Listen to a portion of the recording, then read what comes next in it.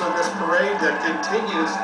It's maybe just not even halfway through by any means. The Vice President and Jill Biden are there. The President and the First Lady are there. The daughters are there as well. It continues, the entertainment continues as the sun goes down in Washington, Solana. Absolutely, and it's interesting for so many band members and others who came out. You know, they had to do fundraising, sometimes $50,000 to be able to get themselves here, put themselves up in hotels. And because of the large volumes of people that we've seen all day, some of these bands are staying 100, 120 miles away. Biden's staying down anyway. This is the Delaware State float that you just saw the former Senator from Delaware, Joe Biden, now the Vice President. Of this float, the Delaware State float, is a dramatic scroll to the United States Constitution. It's approximately 32 feet long, 10 feet wide, 16 feet high. She takes care, baby.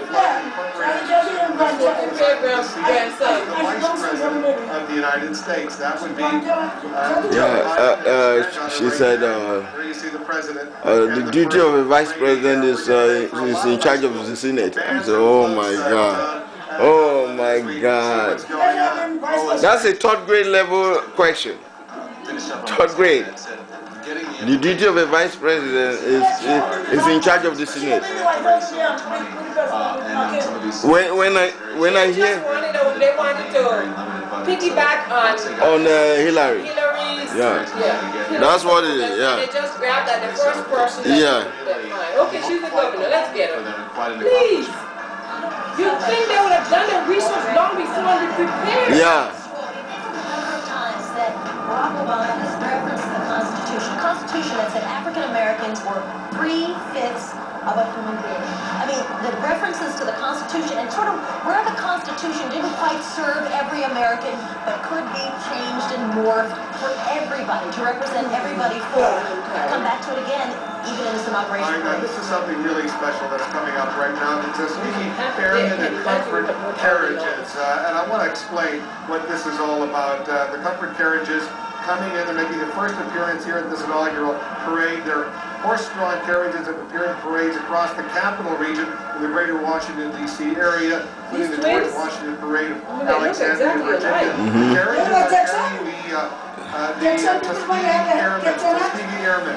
As many of our viewers no doubt will remember, the nation's first group of African-American military airmen who flew with distinction during World War II as the 332nd Fighter Group of the U.S. Army Air Corps. They're marching in this, the 56th inaugural parade.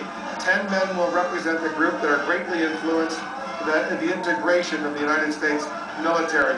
Members of the Tuskegee Airmen marched in President Harry Truman's inaugural parade back in 1949. 2007, the group was collectively awarded the Congressional Medal of Honor. And I'm happy to let our viewers know that many of those survived. The Tuskegee Airmen, they've been invited here as the president's guests, including the father of Frederica Whitfield, our own CNN anchor, and she's here as a guest as well. Don, this is very exciting stuff. You know the history of segregation and integration in our country. I do, and we have a thing here called CNN Heroes, and they asked me who my hero was, and I said it was Mal Whitfield, who is Frederica Whitfield's father, because not only because of being a Tuskegee Airman, but his accomplishments in the Olympics as well, winning gold medals back in the 30s, and still alive, and fortunate enough to still be around.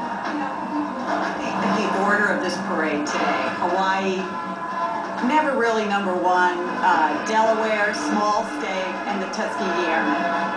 All right, guys, hold on for a moment. We're going to continue to watch the First Family, the Vice President, and this parade.